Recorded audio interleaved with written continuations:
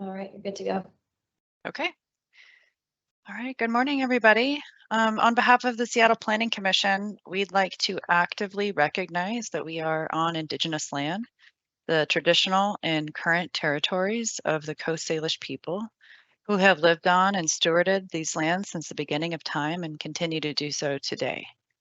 We offer land acknowledgement because the native land was taken by force and colonized to form the United States as we know it today. Through this process, which is ongoing through systematic oppression, native identity, history, and land ownership has been ignored by colonizers and attempted to be erased. Land acknowledgement is the first step in opposing the systematic oppression and erasure of Native people and Native land ownership. Before we dive in, announcements to members of the public and any visitors. Do we have any, Vanessa? I believe we have 3 people listening in Okay. on the call-in line, but nobody here in the boards and commissions other than Olivia and myself. All right. For those listening in, welcome. We're happy to make our commission meetings open to the public. Please note that the Planning Commission does not hold public hearings since the commission is an advisory body. We provide recommendations to elected leaders that in turn make the actual decisions.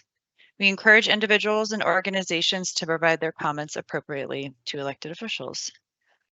This meeting is obviously a hybrid meeting with some of us participating remotely, while others are participating in person in the boards and commissions room at Seattle City Hall.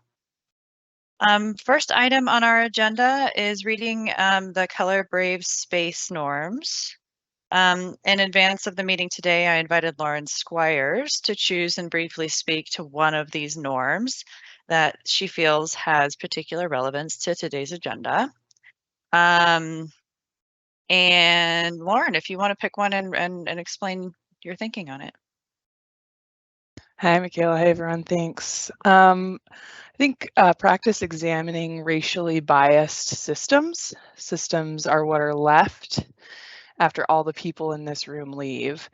And so when we think about the ways that we build and fund the city that we all collectively are working towards, which is a city that's inclusive and equitable and that actually proactively breaks down the systemic oppression and institutionalized racism that is just represented in our built environments and capitalism at large. I would just encourage all of us to examine kind of the foundation that we're standing upon, because it is already biased, and so we need to be very just aware and conscientious about what we're perpetuating versus what we're overturning.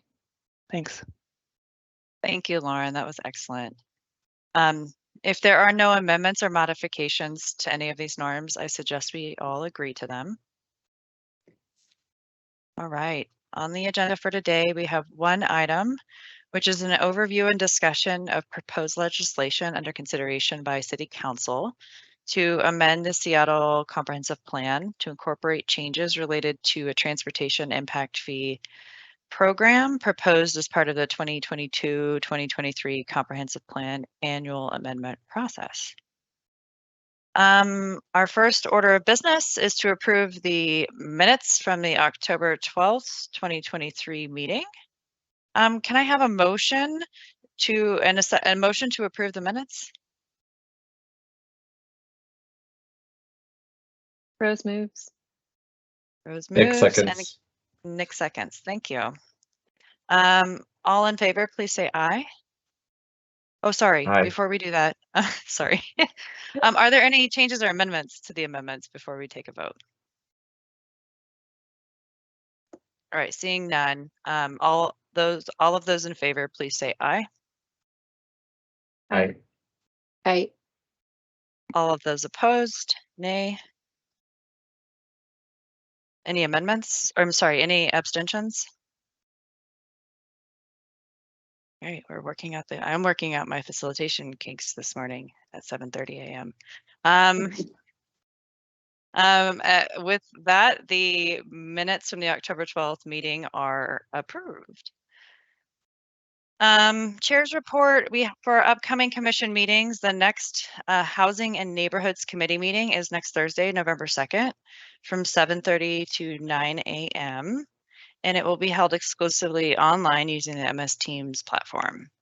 And then our next full commission meeting is Thursday, November 9th, from 3 to 5:30 p.m.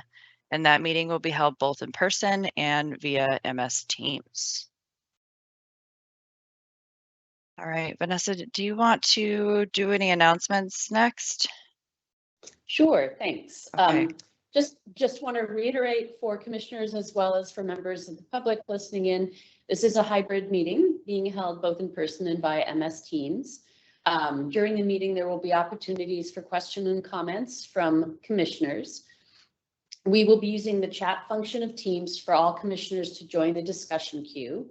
And I'd like to remind commissioners that the chat function is not for substantive discussion, but rather to be recognized to speak. I will read the 3 public comments emailed to me prior to this meeting. We also invite any members of the public present, there are none currently, to offer public comment. And we will be taking public comment at the end of our full commission meeting. There is an individual who thought there was the opportunity to call in their public comment, and I'm hoping they will have a chance to email that to me in the next hour and a half before we adjourn. And with that, I'll ask Michaela to start the introductions. After introducing yourself, please call on a fellow commissioner to introduce themselves, and then we'll wrap up with staff.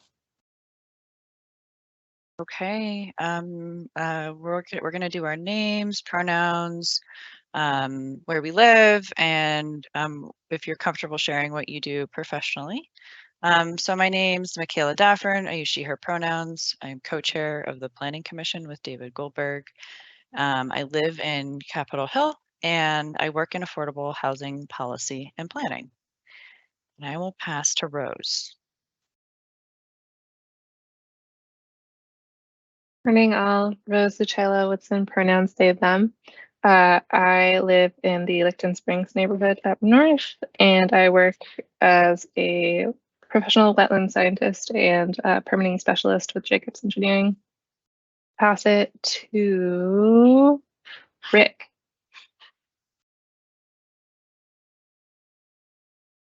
Morning, everyone. I'm Rick Moeller. I use he, him pronouns. I live between Wallingford and Green Lake, and I'm an architect and chair of the Department of Architecture at the University of Washington, and I'm going to pass it to Jamie.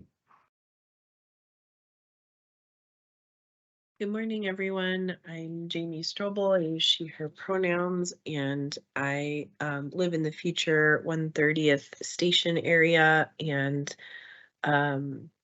work in climate change and environmental justice. And I will pass to Lauren. Hey everyone, Lauren Squires, she, her. I live by the Mount Baker Light Rail Station in South Seattle, and I am a multimodal transportation planner and urban designer. Radhika.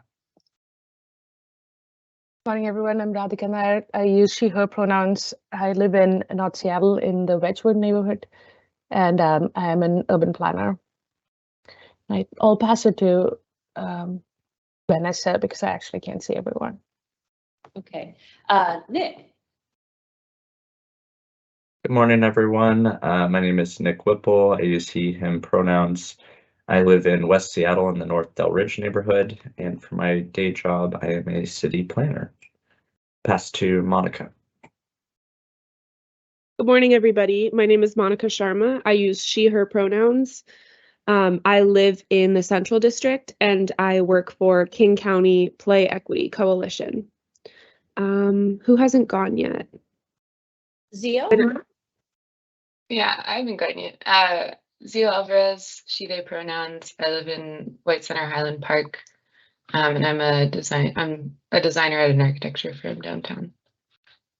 My last, there's a phone number, but I don't know who it is. You are last. That's a member of the public who's joining us. So we'll move on to staff. Olivia. Hey, good morning, everyone. Olivia Baker. I use she, her pronouns, and I'm staff to the commission. John? Good morning, I'm John Hoy. I'm staff to the Planning Commission. I use he, him pronouns, and I live in Shoreline.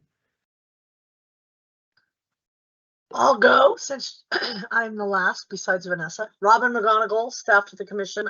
I use she, her, they, them pronouns, and I live on Vashon Island. Vanessa. Thanks, Robin, and thanks all. Good morning, everybody. My name is Vanessa Murdoch. I'm staff to the commission, and I use she, her pronouns. And with that, that concludes our round of introductions, and I will turn it back to Michaela to introduce our public comment, after which I will read the public comment received. All right. So we provide time for public comment at all of our meetings. As a reminder, we don't hold public hearings, and we are an advisory body. We make recommendations to elected leaders who in turn make the actual decisions. Individuals who make comments to the commission should remember that the mayor and the city council make decisions. We encourage individuals and organizations to provide their comments appropriately to elected officials. I invite individuals in the audience to offer public comment. Please keep your comments to 2 minutes, and I'm going to look to Vanessa to help me with the ordering of who goes first. Great. Thanks, Michaela. I received 3 public comments via email. I have forwarded all of those onto the full commission. So you have that in front of you. And I'm going to start with the first.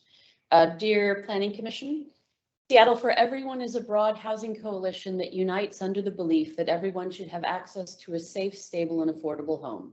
We are writing to provide comment on Council Bill 120635, which would amend the Seattle Comprehensive Plan to incorporate changes related to a transportation impact fee program as part of the 2022-23 Comprehensive Plan annual amendment process. Seattle for Everyone supports adequate transportation funding in Seattle as a complement to the Move Seattle levy renewal. As an alternative approach to fund our transportation needs, we urge the City of Seattle to delay the current consideration of transportation impact fees and instead synchronize work on a new, broader transportation revenue strategy timed with the Move Seattle levy. We appreciate the Planning Commission briefing on this matter and will expand our perspective below. We know that Council Bill 120635 is a required procedural step that the City Council must take to consider a transportation impact fee program in the future under RCW 820250. In particular, impact fees may be collected and spent only for the public facilities defined in RCW 820290, which are addressed by a capital facilities plan element of a comprehensive land use plan. However, we also know that other elements of the proposed comprehensive plan amendment are not required to go through a process in the same way as a project list, i.e. public facilities addressed by a capital facilities plan, which must be used to identify projects eligible to receive future impact fee revenue. In particular, we oppose the proposed comprehensive plan text amendment that would change consider use of transportation fees to use transportation impact fees, T10.7 in the comp plan. Despite the framing by supporters of CB 120635, this language change is not a small neutral step within a larger transportation revenue deliberation. Based on our understanding of comprehensive planning, this language change would tip the scales towards the future implementation of transportation impact fees. That concludes the first 2 minutes of the public comment. You all have received, all commissioners have received, there's about another 2 pages that I encourage you to read when you have the opportunity to do so. I'll read the next public comment. Dear Seattle Planning Commission, I am writing to you in support of transportation impact fees legislation as proposed by Seattle Department of Transportation. As a land use planner at the City of Federal Way for over 20 years, I was well versed in the city's development standards. Federal Way is one of the many Washington cities that adopted the TIF program early on. During my employment, I advised countless developers of the TIF requirement, and I do not recall any complaints about the fee or the program. I consider TIF to be a norm in the municipalities until I learned that Seattle had never adopted a TIF. In my experience, transportation impact fees were never a deal breaker for Federal Way developers. TIFs were identified at the pre-application meeting and required to be paid prior to permit issuance. The TIF projects were large and small, and the TIF proportional to the project of impact. I'm therefore frustrated that developers willingly pay their Bellevue TIFs, but rebel against the very idea of a Seattle TIF. The TIF program exists for valid and fair reasons, and TIFs should be adopted by the Seattle City Council. Thus, I urge the Planning Commission to support TIF adoption. Don't be swayed by developers who are crying foul. They don't blink paying other TIFs in all the other cities, and they should be paying Seattle TIFs. After all, fair is fair. Thank you, Deb Barker, Seattle resident, retired planner, City of Federal Way. That concludes the second comment, and I will now read the third comment. Give me a moment, please, as I'm scrolling through multiple screens.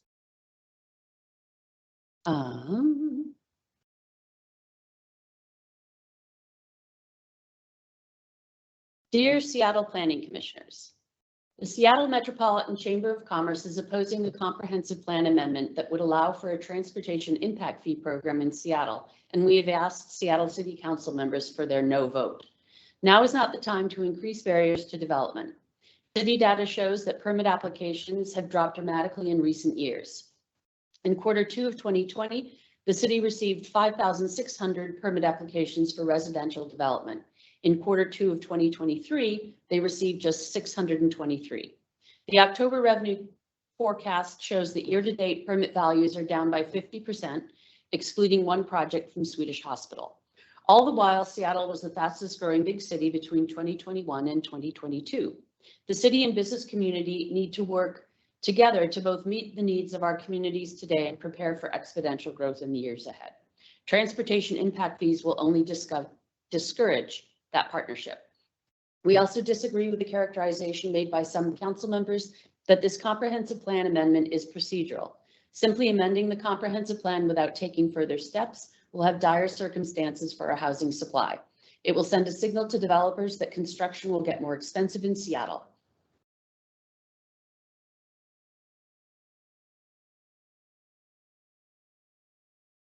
Or fail to meet the needs of tourism and population growth.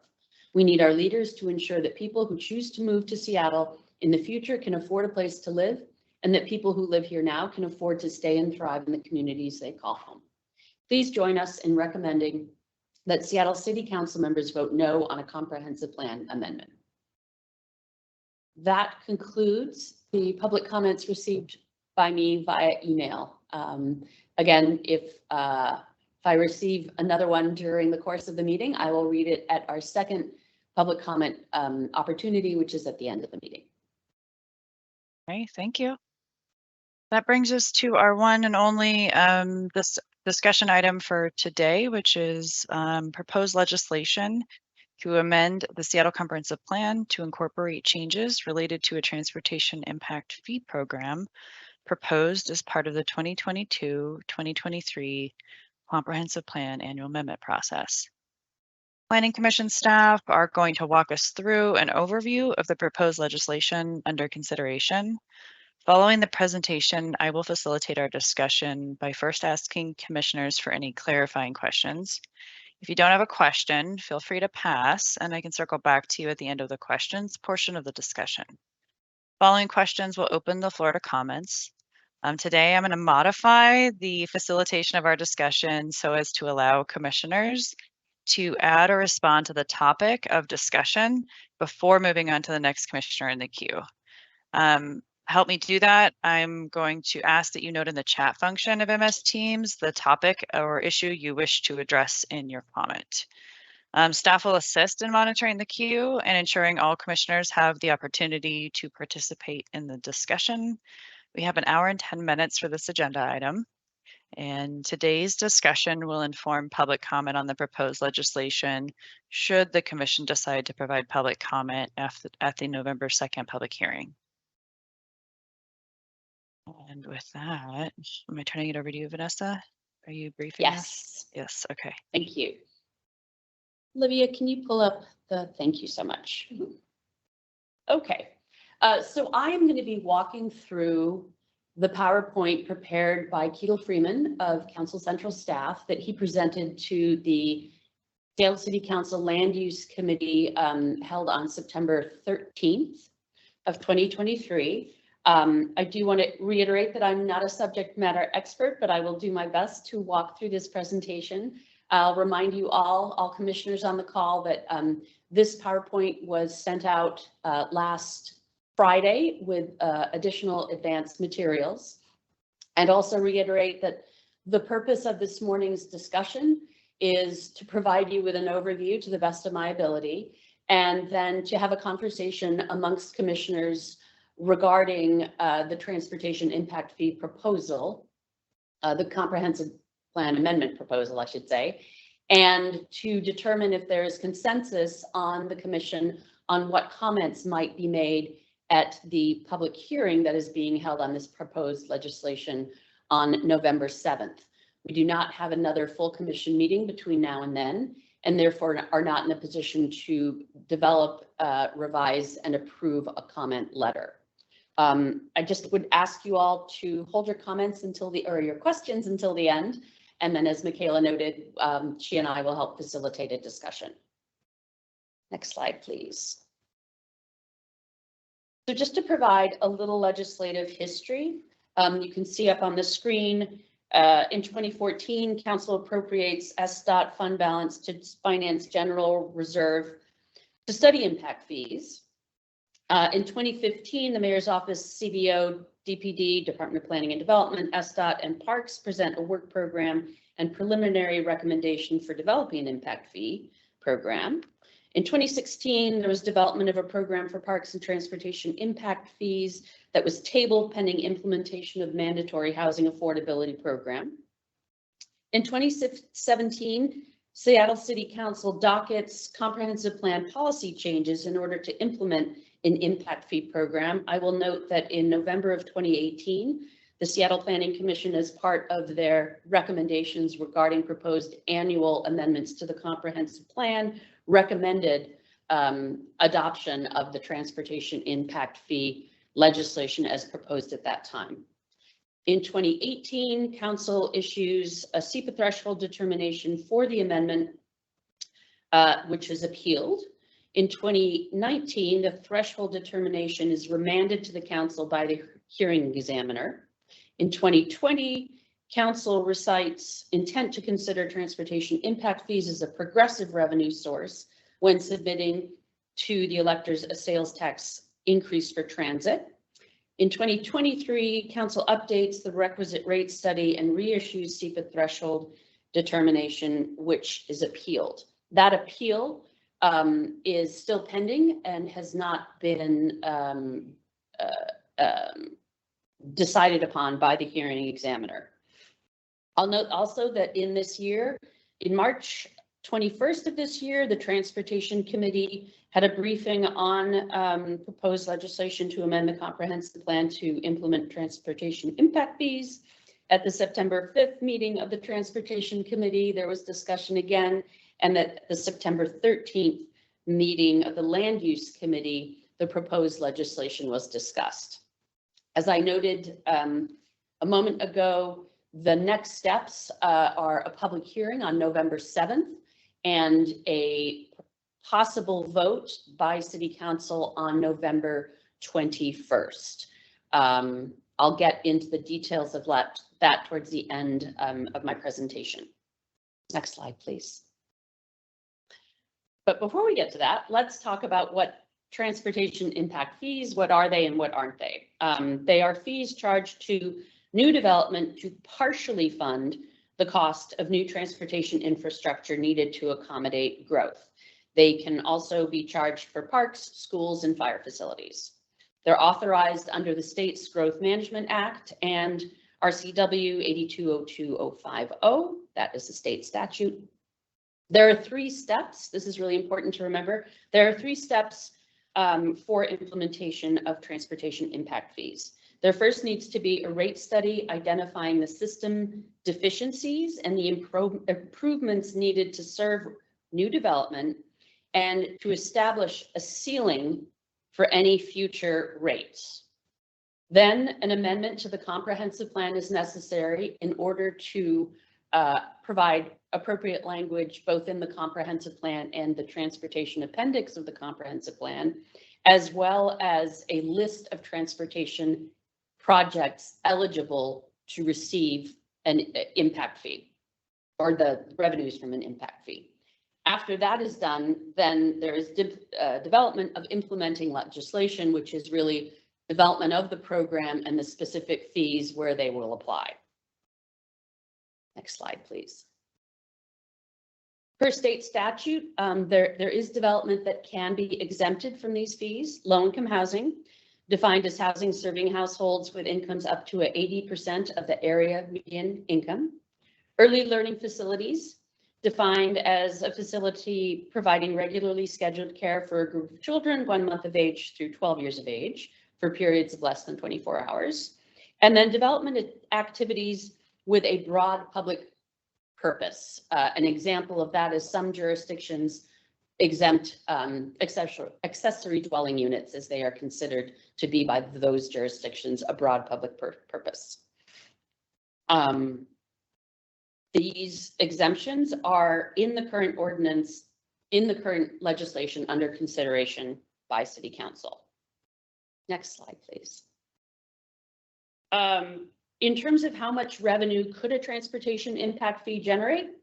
Revenue generated by the program would depend on two primary factors: the fee levels set by the city by land use and exemptions, and the rate of future employment and residential growth.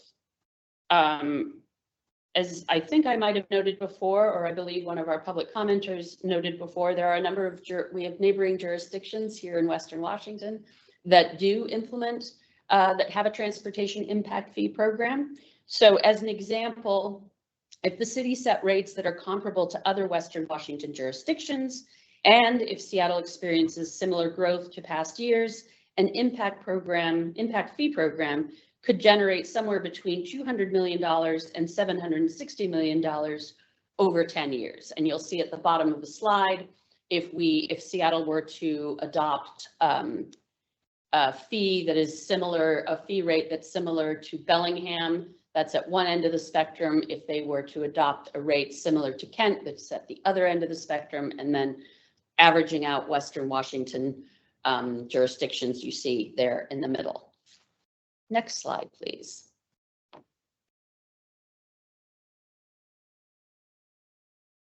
Sorry, I'm just loading. I did go. So the next slide is loading. I'm not sure that they can hear us at the moment because they're blank. I can hear you. If a commissioner could put in the chat that you can hear us, that would be great. We can hear you. Okay. You're frozen on Can our you hear screen, but it us? looks like you can hear us. That's good. Okay. Thanks. Okay, great. Sorry for the glitch. We're having technical difficulties. Surprise, surprise. So the next slide just shows a range of rates by peer cities. The most expensive that we're aware of is in Sammamish. The least expensive we're aware of is in Burien. Just skip 2 slides to the proposed 2023. And we may need one more. I think they're seeing it. Yeah, they're seeing it. So it's just this. Okay, great. So in terms of what the 2023 comprehensive plan amendment would do, it would amend the transportation element of the comp plan and a related appendix to identify deficiencies in the transportation system associated with new development. It would update the list of transportation infrastructure projects that were identified in 2018 that would be eligible for the proceeds from a transportation impact fee. And it would establish policies of considering locational discounts for urban centers and villages and exemptions for low-income housing, early learning facilities, and other activities with a public purpose. I will note what the comp plan amendment, if passed, would not do. It would not actually implement a program. The program would need to be established by a future city council, a program that would note where the fees would apply and what level of the fees, and not most importantly, but significantly what the fees would be. Next steps. Which is the next slide. Great. As I noted earlier, the SEPA threshold of the proposed legislation is currently under appeal. And the hearing examiner has not made a decision yet. The city council may not vote on this proposed amendment until hearing back from the hearing examiner. The hearing examiner is currently reviewing the appeal. If there is a favorable hearing examiner decision, potential consideration of a comp plan amendment can be considered by the city council. It needs to be concurrent with the budget, as the comprehensive plan has already been updated once this year. And the comp plan cannot be amended a second time in 1 year unless it relates to capital facilities. So, and has to be voted concurrent with the budget. So city council is currently scheduled to vote on a final budget or vote on the mayor's proposed budget and any associated amendments on November 21st. So again, there's a public hearing on November 7th at 2 p.m. And based on today's discussion of the commission, of the Planning Commission, staff will prepare, if there is consensus, prepare speaking points for the co-chairs to deliver public comment that will reflect the common opinion of the planning commissioners present on this call today. And again, if the hearing examiner makes a decision on the SEPA threshold appeal by the 21st, then city council can take a vote. One last thought before we move into questions of clarification and then comments. Something for commissioners to consider in the context of this proposed amendment to the comprehensive plan is that the city has been working on a major update to the comprehensive plan, which we anticipate being released as a draft soon and finalized next year. The Seattle Transportation Plan was released as a draft earlier this fall, and the Planning Commission provided comments on that, and we look forward to the final Seattle Transportation Plan.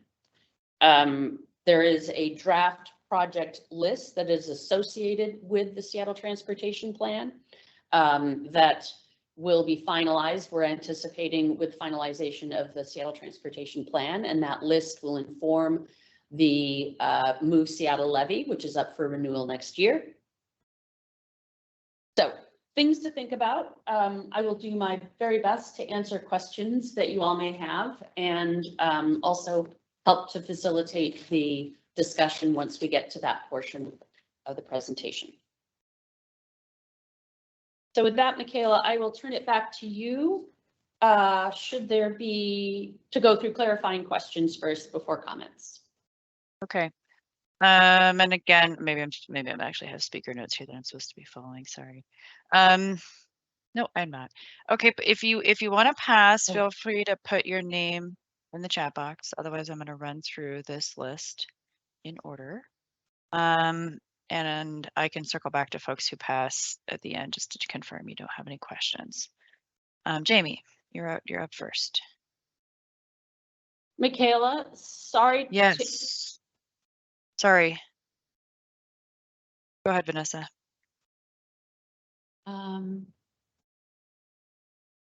Olivia, can we?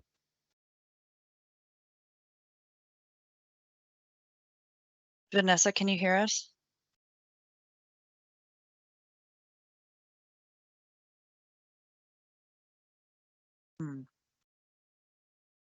Vanessa, can you hear us now? Okay.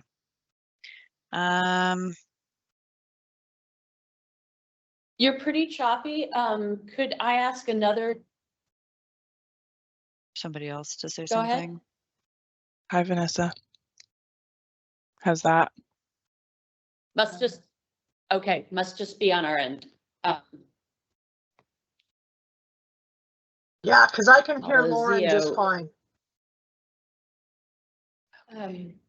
Thankfully, no one. Since no one else is joining us in the boards and commission room, maybe Vanessa and I will just use our own Yes. sound Okay. this morning. So if you give us a moment, we'll get rid of Okay. the room sound. Okay. Jamie, you have some time to collect your thoughts, I guess. I already put in the chat. I have no questions. Oh, okay. I'm scanning the chat right now. There we go. Lauren does though. Right.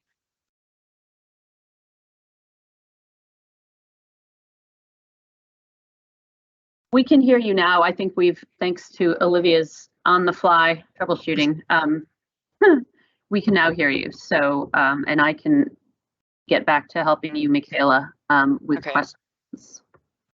Okay.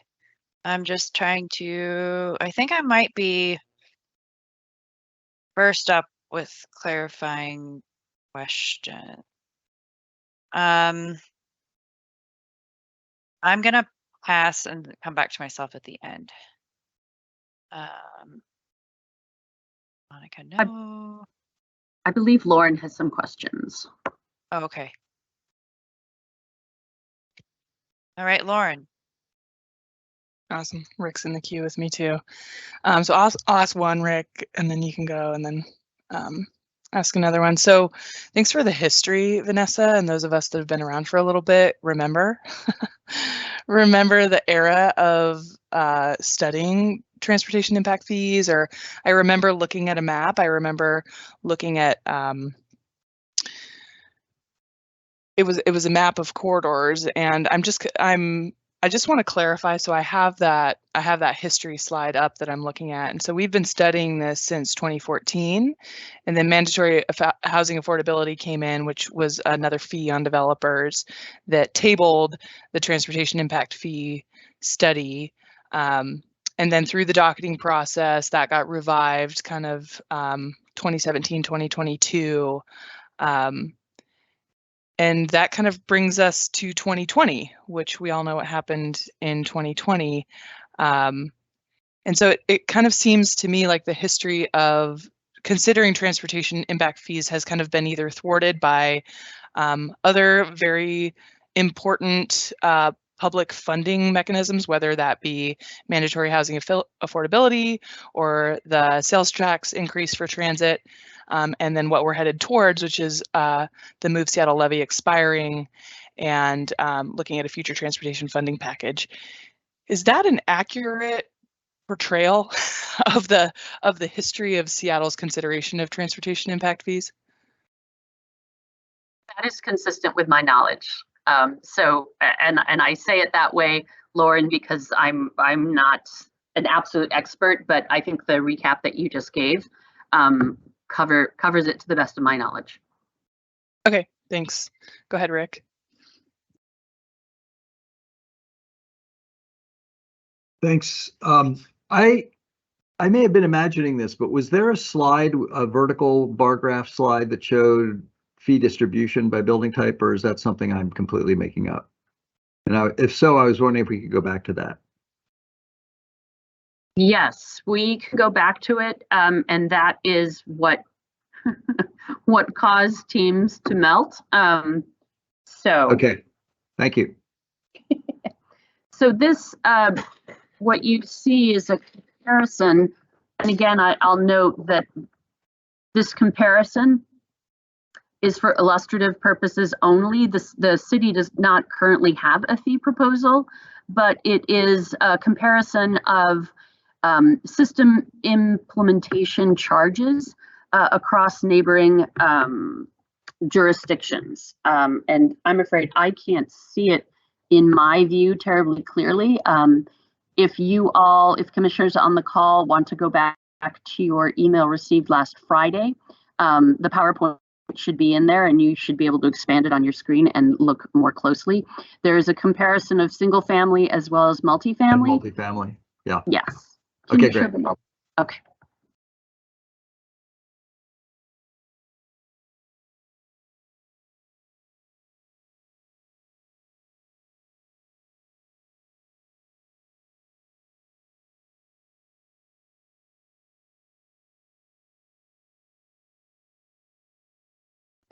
I think I'm next.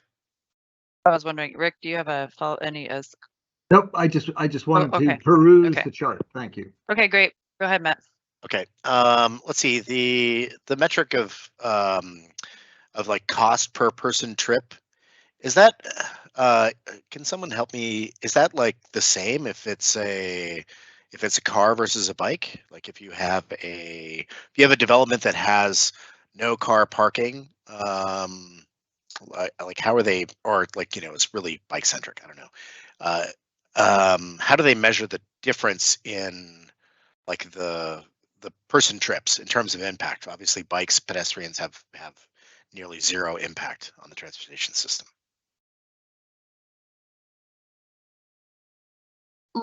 Lauren, would you do me a favor? Lauren is offering to help in answering Matt's question, because I could make an assumption, but I do not want to make an assumption at this point. Yeah, thank you. Yeah, Go ahead, totally Lauren. happy to help. Bellingham, for a town of its size, has a really great transportation impact fee program. They took a really multimodal perspective, and so they looked at holistically how many person trips a new development would generate, not how many car trips, how many cars do we have to store, thus modeling the impact to their transportation system off of just car trips and car impact. And so that allowed them to take a really multimodal perspective on how they can invest that money, because if they're just looking at person trips, like, oh, we're building this development along this corridor that's a transit route that also needs bikeway improvements, and we expect that the people living here or working here will travel, you know, this much or at this magnitude, we need to invest this magnitude across transit, roadway maintenance infrastructure, bikeway walking improvements to accommodate that demand and that impact to our system in a very multimodal perspective. And so it has been a huge funding source for them to be able to not only welcome development in their urban villages where they want to see them, but it has really funded the revamp of those corridors from a multimodal perspective, bikeway implementation, transit corridors, etc. So I think that that's a great example of just looking holistically. People are going to live and work here. How are they going to be traveling? And, you know, what's kind of a mode split that we could think about how likely those folks will be traveling, and thus what are the improvements that would need to be coupled with that impact to our system. And then that's money that infuses their transportation system plan, which is inherently very multimodal. Does that answer your question, Matt? Yeah, and does that does it change as we switch to less intensive modes of transit? Like, you know, we're talking about shifting a lot of our mode share from cars to other modes. Does Bellingham have a chance to, like, you know, reset the rates once they've made these sort of improvements, and ideally more people are riding? I don't know, but I definitely know that the money like infuses their system plan like a complete walking, biking, transit network. And so as that's built out over time, those deficiencies change. And, you know, they have a more multimodal system. They can kind of probably tinker with the mode split that they would expect people to see once those options are more convenient and safe and comfortable. So you begin this kind of like self-perpetuating process toward the transportation system and the types of development patterns you want to see. You're shaping that development to pay into the types of transportation system that you set a vision for. Is my understanding. And then, but for us, we do that through Move Seattle. There's not a Move Bellingham, right? I think that actually we would do that through the Seattle Transportation Plan. Seattle Transportation Plan is our vision for our transportation system that is climate sensitive, equitable, safe, that helps us determine the deficiencies, and then in line with our goals, we prioritize a project list, and then that helps us think about what the deficiencies are that need to be funded. So that's actually my other clarifying question is about the relationship of this between the future transportation funding package, but let's keep working through the queue. I think it's tied to the nexus of what the development that you're proposing, what the impact of it is on the transportation system. and the fees that you are collected is roughly proportional to that. So if the system is fairly built out and you're proposing something, so then your impact to the system might be minimal, then your fees would go down. You wouldn't have to pay as much. And it would be Thank you. based off of an old list of transportation projects formulated in 2018? Or new projects articulated in the Seattle Transportation Plan? You know, Radhika? For Seattle, oh yeah, actually Yeah. that's one of my clarifying questions, Okay. like how the project list is refreshed, basically. So this is Vanessa. My understanding is that the current legislation that is proposed is working off the same list that was developed in 2018 and updated to take off projects that have already been completed. That list was developed by looking at the modal plans, the bike master plan, PED master plan, transit master plan, freight master plan, and that is how that list was developed. So should this proposed comprehensive plan amendment be adopted, it will adopt a project list that has been originally put together in 2018 and updated so as to remove projects already developed. It does not,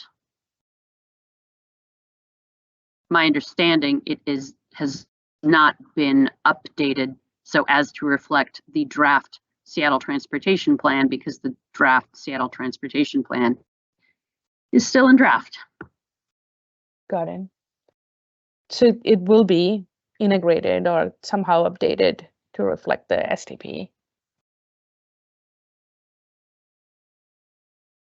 That is a question that is unclear at this point. If this proposed amendment is adopted this year, how next year's major update to the comprehensive plan, or how the draft major update to the comprehensive plan and the final Seattle Transportation Plan, how the project list will or will not be updated per the finalization of those two plans. Yeah, sorry to jump the queue. That was my clarifying No, question. I think you were next. Oh, good. So you're fine. Do you have other questions? I think you said that was one of your questions. No, that's my Okay. main question. I wanted to see the project list and kind of figure out if it will be updated to reflect the STP and the comp plan. And I'm hearing maybe we don't know. All right, Lauren, you are next. Yay. Thanks, John. Olivia, I mean, yeah, so this is the project list. And from my perspective, it's all the thorniest corridors in our city where everybody wants to travel. And you'll probably recognize these lines from the Seattle Transportation Plan, from our upcoming comp plan and growth strategy changes. Yeah, could you scroll up a little bit to North Seattle for me, Olivia? So just, yeah, my question is like on the same theme as Radhika's of, you know, what is the relationship of this effort, which I understand, Vanessa, what you just said about the this council action. Let me actually just say what I think is happening, and you can tell me if that's true.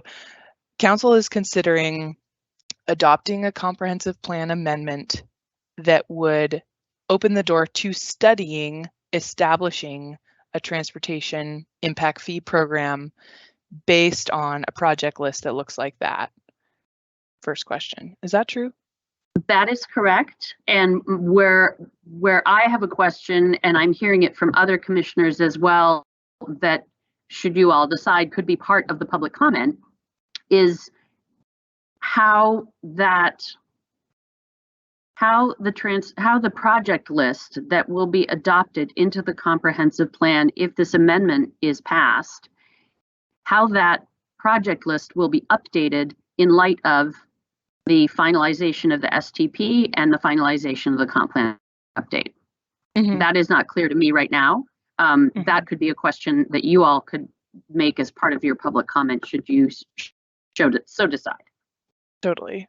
So the decision at hand, or the council action at hand this fall, is whether we want to include a comprehensive plan amendment that advances the study of a transportation impact fee program that we hope will be able to be shaped by one of the biggest transportation planning, two of the biggest transportation planning efforts that our city has seen in 10 years, the Seattle Transportation Plan and the renewal of our levy as the future transportation funding package. That kind of feels to me like where we're at, just checking.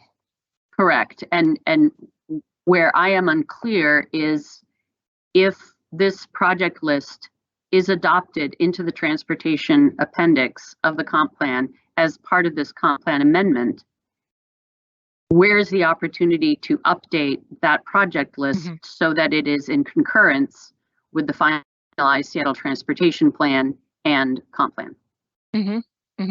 Yep, I think we're all kind of circling around the same questions.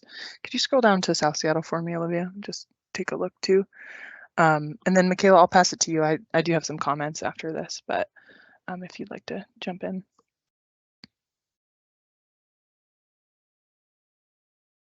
All right. Vanessa, we are consulted each year on comprehensive plan amendments. Were we supposed to have been consulted earlier on this proposal? Or at least at some point in this process, should we not have had an opportunity to weigh in? So the Planning Commission reviews public proposals for amendments to the comprehensive plan when they are entertained by City Council on an annual basis. City Council does not go through the docketing process. I don't believe we were consulted, the Planning Commission was consulted again on this particular proposed amendment, given the fact that the Planning Commission is on record for recommending this amendment to be included in the comp plan back in 2018. Okay. I listened to and I have one more quick question. I was listening to the recording from that you attached from the council meeting, the committee meeting. Councilmember Mosqueda asked a ton of really excellent questions.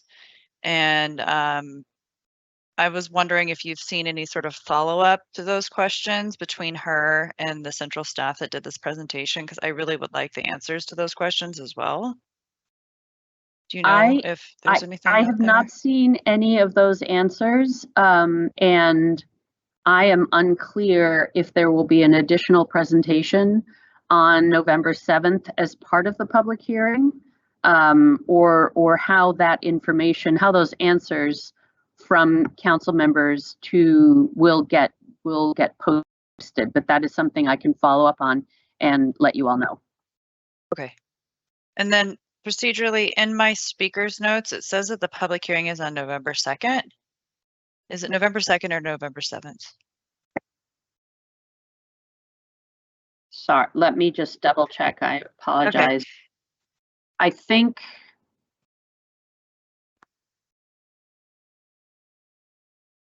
It's the 7th.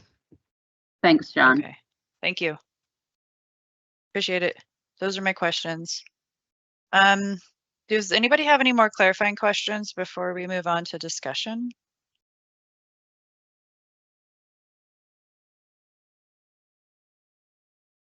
No. Okay. All right. Well, let's open up the floor for discussion. I'm going to ask Vanessa are we going with the same queue order that we have for clarifying questions, or are we using a new order? My suggestion would be that commissioners put in the chat their name and what topic they would like to address, and then we can maybe clump people around topics. Okay.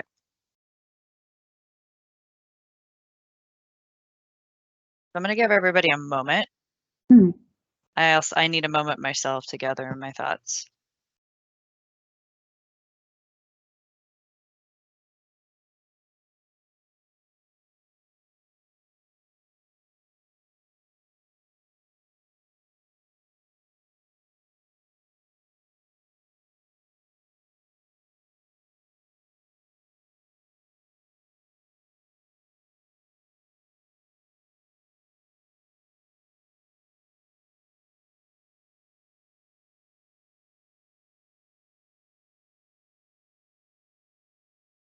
All right, why don't we, while I collect my thoughts, and others do as well, why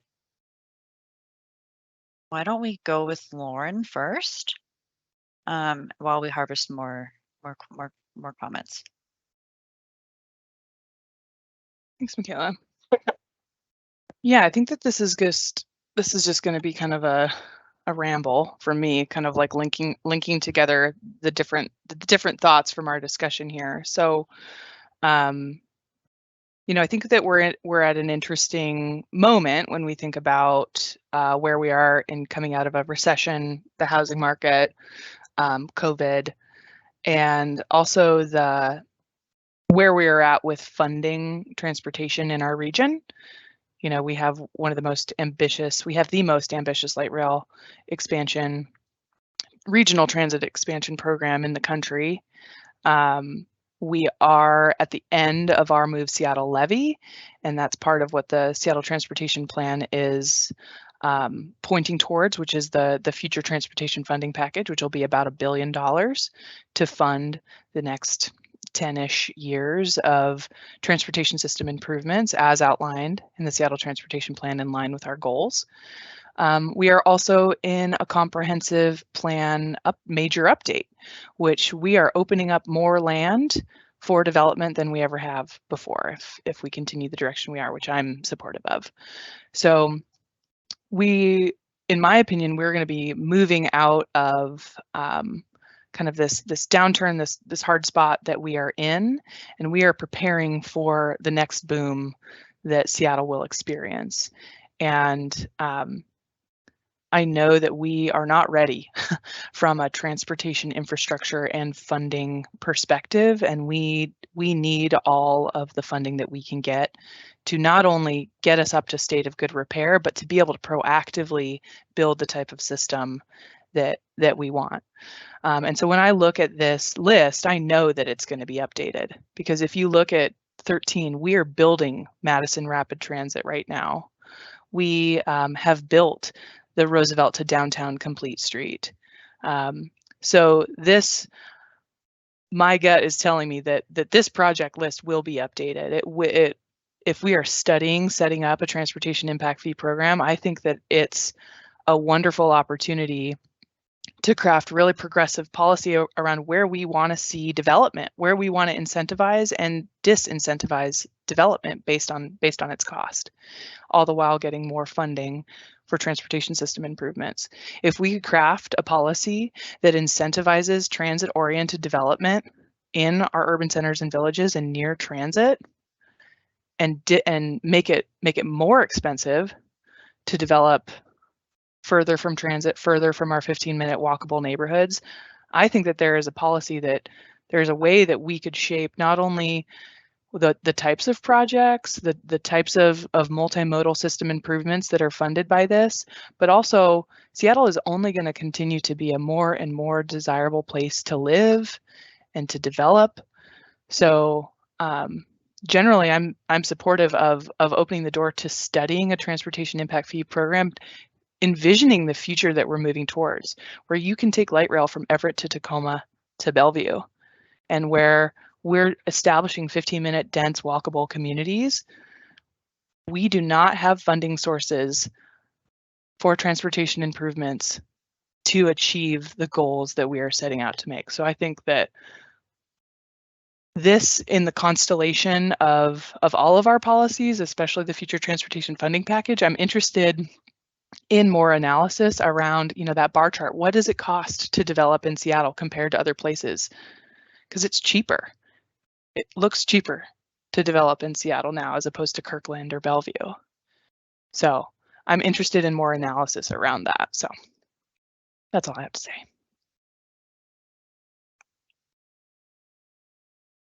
Vanessa, are you saying that Matt has a comment related to what Lauren just said? No, I am trying to keep us on track here. I think so. Next is Rose, then Matt, and then Matt and you, Michaela, and Nick all have concerns, comments about the layering effect of fees and impact on that impact on housing. So, and I will do just a quick time check. We've got 25 minutes left. So my suggestion would be to let Rose go ahead, and then Matt, and then maybe pause to see if there are commissioners who haven't had a chance yet to chat or react to what has been said so far, give them the opportunity to do so. All right, Rose, take it away. Yeah, so I pulled up the draft legislation language just to check what I've been hearing, and the draft legislation, and I think one of the public comments actually mentioned this specifically, it's not that it promotes the study, it actually changes the comp plan language to say use transportation impact fees. And so like my hesitation is that I'm not hearing that we're ready to have the comp plan mandate use of transportation impact fees. I'm hearing that we need to do more studies. And so this legislation feels both too late given history, but also too soon given that we are about to, you know, embark on updating the comprehensive plan. And I'm concerned that if this language were to be voted in, it would basically set a precedent that says that like it doesn't matter what the outcome of study would be, the current comp plan as amended sets a precedent that the language should be included in the 2024 update, which then makes it, you know, like the official city vision position that transportation impact fees must be used. Because that's what the policy language, the amendment shift actually says. And so my hesitation is tied to that. I also feel like it's detracting from the fact that SDOT just published a proposed projects list and asked for public comment on it. And I worry that this is detracting from the public attention that we need on the SDOT proposed list that was just released October 20th. Which, you know, I have opinions about, you know, why it was released October 20th instead of at the start of the STP review period. But needless to say, I don't think this legislation is a good idea at this time. And I'll leave it there. Thank you. Matt. Yeah, I think this feels like, okay, we're gonna add a fee for this, then we're gonna wait a little bit, and we're gonna add another fee for this. And then we're gonna wait a little bit, and we're gonna add another fee, and there's no mechanism for these fees going away. They're only gonna grow over time. This is very much like you know, boiling the frog slowly. In that, you know, if we think about you know, for example, for just digging into the fees here, you know, we're thinking about integrating fourplexes and sixplexes in you know, throughout the city, and the fee on a fourplex or on a sixplex would be, you know, upwards of $50,000 of just fees, and it's really on par with what we've just levied with MHA, and so a project that was built 4 years ago has an extra, you know, $125,000 worth of fees on it, and I don't see that those things, if they become codified into the you know, into just a regime of fees, there's no accountability. One thing I like about Move Seattle is we really know what we're getting for that money. We can track it. This is just going to be sort of kind of it's going to go into the fund, and we're never going to see it. And I think we only have this one little shot to, like, you know, take a peek at a project list, which seems to be a moving target. I'm really concerned about how this you know, lives on over 5, 10, 15 years.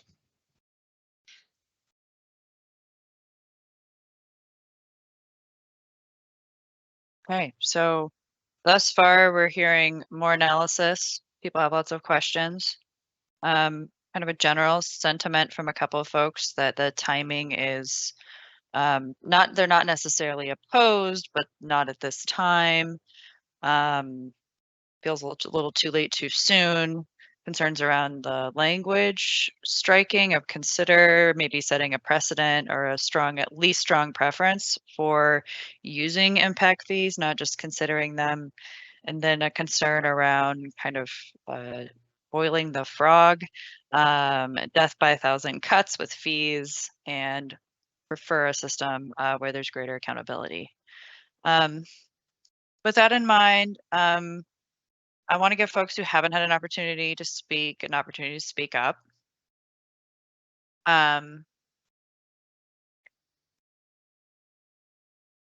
Do other folks have reflections on what they've just heard? Do they have a counter opinion to the conversation that has just unfolded? I do, but I don't know if I should put it in the chat. I think that's what this pause is intended for. So let's I'd like to hear from you, Radhika. Go ahead. I do support impact fees overall. I think there needs to be new ways and many ways of funding transportation infrastructure. I'm just looking for more information from the city on how it integrates with the comprehensive plan. But I do think Seattle's one of the few large cities in the state that doesn't use this legal way to raise funding for transportation projects. And so broadly supportive, just wanting to hear more from the city. Okay. And then Nick? I agree with many of the comments shared today. I also recognize the need to raise revenue to help fund some of the needed improvements. I wonder, my concern, shared kind of the boiling the frog kind of story there, because I think that we do tend to add a lot to development, and there is kind of that practical limit on how much a development could actually provide and not increase the costs and kind of work counter to some of our other sort of policy goals. So more study on perhaps even an approach where we might look at phasing in an impact fee if that's the direction this ends up going, or what type of impacts on development there would be with that layering effect that would happen with adding this. I think that's kind of, and I also, the comments, Matt had a question earlier about the different modes, and I appreciate Lauren's explanation of the Bellingham approach, and I agree with that type of approach as described by Lauren. So acknowledging, I guess, that different modes have a different footprint and a different cost associated with that is also really important. So in addition to kind of a phased approach, it's also a tailored approach to what that fee might look like, depending on area, depending on what trips are generated from a project. That's all for now. Okay. So Vanessa, is Rick next? Yes. Thank you. Rick, and then just checking in with Jamie, Monica, and Zio if they have comments. Okay. Thanks all. There are folks on the call who have much more expertise regarding this policy than I do, which is one of the reasons I really appreciate being part of this group. Generally speaking, the academic literature is pretty clear that impact fee, even though I recognize that impact fees are generally an accepted strategy in the planning discipline, housing economists pretty much agree that they do tend to be passed on to residents in a building, and so it increases housing costs, and it does tend to have a dampening effect on the production of housing. I think my concern, I'm very interested in hearing more about Bellingham's proposal, if there's a way to actually change that and have it be an incentive for more efficient forms of housing and transportation. I'd be interested in hearing a lot more about that. But I live on a corner lot, 60 by 100 foot corner lot. I have an ADU. That was the maximum amount of units I could put on that lot. I have 160 lineal feet of street, 160 lineal feet of sidewalk that serves my property alone. This is incredibly inefficient. My pattern of dwelling is extremely impactful on the city. higher density dwelling is less impactful. If we're going to have impact fees, they should be on impact as opposed to simply being on new development. And my concern is if it's simply a fee on new development, it's going to disincentivize increased density in low density neighborhoods throughout the city, which is what we as a commission have been working on for the last 6 or 7 years. That's really my major concern, but I recognize it's also much more nuanced than that. And I'm very interested in looking at some case studies that incentivize more efficient patterns of development as opposed to incentivizing the status quo. Thank you. Jamie. Thanks, Michaela. I like Rick, just want a second. I so appreciate the diversity of experience on this commission because I feel like we are able to come at this from a lot of different directions.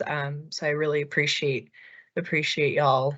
I think I just wanted to reiterate, we know that the project list that's proposed is 5 years old.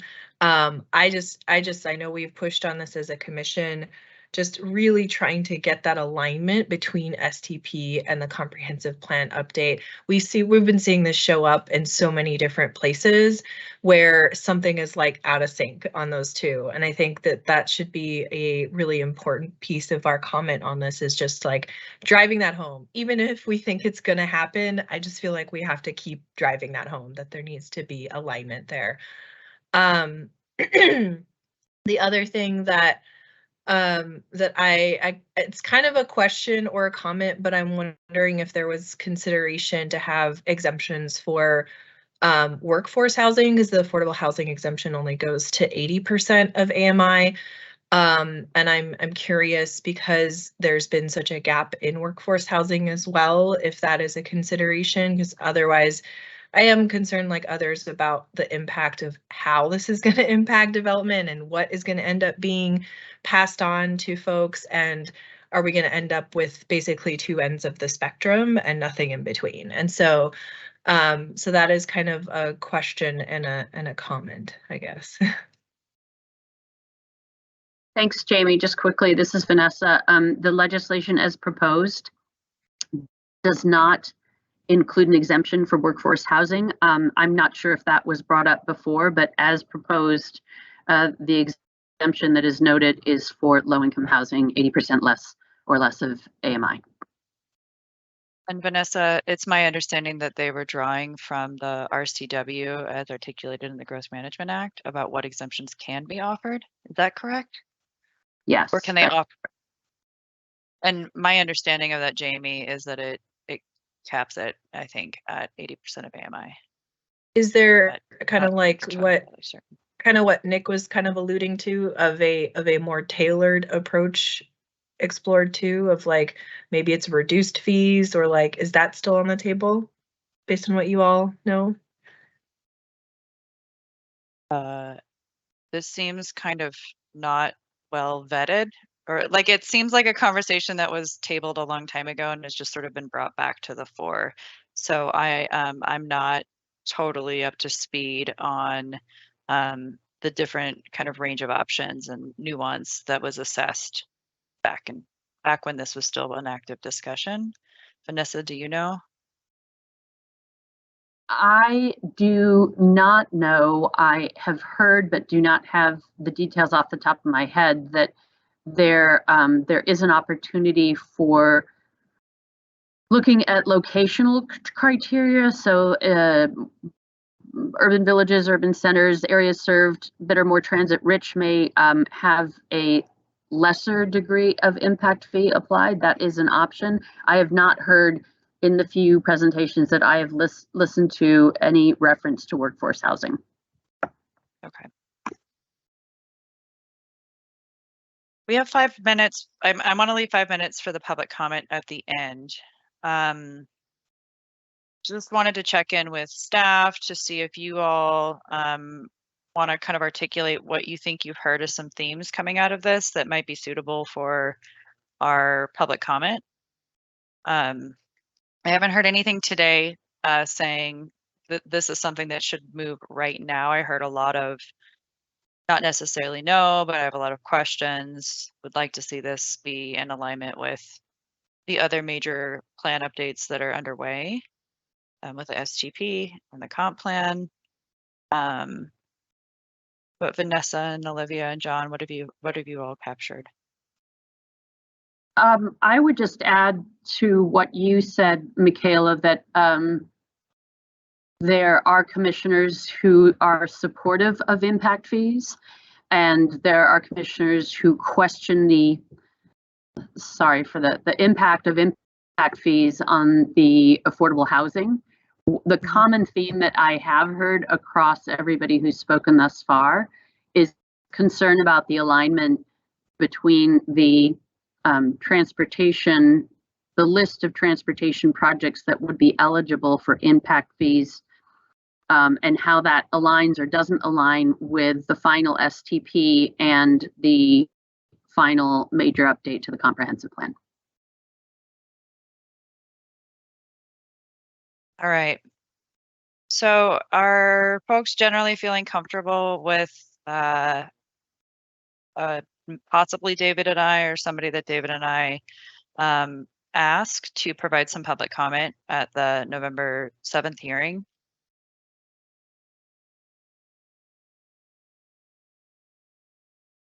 Yeah, okay. And Jamie, I know I'm not supposed to put substantive comment in the chat. I do see a comment that you wrote about wanting to see a future study of reduced fees for workforce housing, if that's possible or not. And just looking at this slide, I wonder if the third bullet point is development activities with a broad public purpose. And I wonder if that would give the city of Seattle a lot of that flexibility to do a more tailored approach, particularly if they're able to justify in other jurisdictions exempting accessory dwelling units. I can follow up on that question. All right. And I see a nomination there for Lauren from Jamie of giving the public comment if we are not available. And I wouldn't actually mind stepping aside to let other commissioners who have an opportunity to provide that public comment. I'm happy to talk to David about it. But Lauren, would you be interested and available at 2 p.m. on November 7th? Yeah, I'd consider it with some support from y'all. Yeah. But the bottom line for me is that this is an opportunity to shape policy that is in alignment with our biggest planning efforts and continues to fund the just essential components of livability in this city long term. And I don't think that it's a black box of funding that just goes to nowhere. And I think that it's an opportunity to, to shape our city and for Seattle to be on par with its peers in Washington State. Wonderful. Well, thank you for volunteering. We'll talk to David about it. I'm sure that the Vanessa and Olivia and John will help us in writing some comments that we could then review and tailor. Wonderful. Vanessa, any final thoughts wrapping up this agenda item? No, just thank you all for the robust conversation, the different perspectives. I reiterate what several commissioners have said, that the diversity of lived experiences and professions presented on the commission really poise this body well to be providing comment, and if not and a more nuanced comment than just thumbs up or thumbs down, which Planning Commission staff will do our best to capture the nuances of the comments heard today and circulate that amongst the full commission for consideration. Okay. With that, I think we'll move on to public comment. Did you receive anything, Vanessa? I did. Okay. So I will go ahead and read that, and just want to, for any people listening in who may have missed the earlier part of our meeting, The Planning Commission is an advisory body. We welcome public comment, and we urge those providing public comment to also share their comments with elected officials who are the deciding body on proposed legislation, policies, and plans. I'll go ahead and read what I received. Hello, my name is Ryan Donahue, and I am the Chief Advocacy Officer at Habitat for Humanity, Seattle, King County. I appreciate the opportunity to participate today and your willingness to be flexible with providing testimony. I want to express our concern with the recent proposal potentially adding transportation impact fees into the comprehensive plan. I'll leave the legal questions to lawyers, but I will add that the language of the proposal, which being framed as directing future councils to study this, the language change actually can and likely would be interpreted as tying the hands of future councils and require that TIF be implemented regardless of the study. We don't just oppose the language change amendment, however, we also oppose the proposal itself.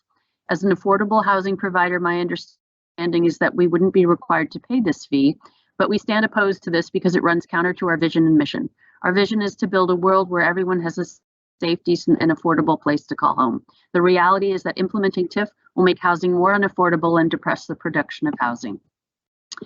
Similar sized cities have tried this before. Portland adopted a similar proposal, but as they found, that proposal actually resulted in a reduction of both housing and fee collection for the intended purpose. A letter from Sightline Institute to the Seattle City Council outlined this effect clearly. Taxing housing to fund a years-old transportation list of projects results in less housing and fewer transportation funds. The reality is that this fee proposal will end up imposing higher fees on more dense projects, creating yet another incentive for developers to not address the needs of our communities, but to build highly expensive single-family homes instead. We should be encouraging denser building types, not discouraging them through higher fees. I urge you to help us reach that vision I outlined earlier, to build a world where everyone has a safe, decent, and affordable place to call home, and recommend to the City Council not to pursue TIF. Thank you for your time. Ryan Donahue, Chief Advocacy Officer, Habitat for Humanity, King County and Kittitas counties. Hi, Vanessa. And have you emailed that to the commissioners? And if not, can you do that? I did. I did Okay. in the middle of the meeting when we were all multitasking. So yes, at 8:30 I did. Okay, thank you very much. All right, commissioners, I think that concludes our meeting today. And with that, we are adjourned. Thank you all. Bye. Thanks, everyone. Thank you, everyone. Thank you. Thanks. Have a good day. Thanks, y'all.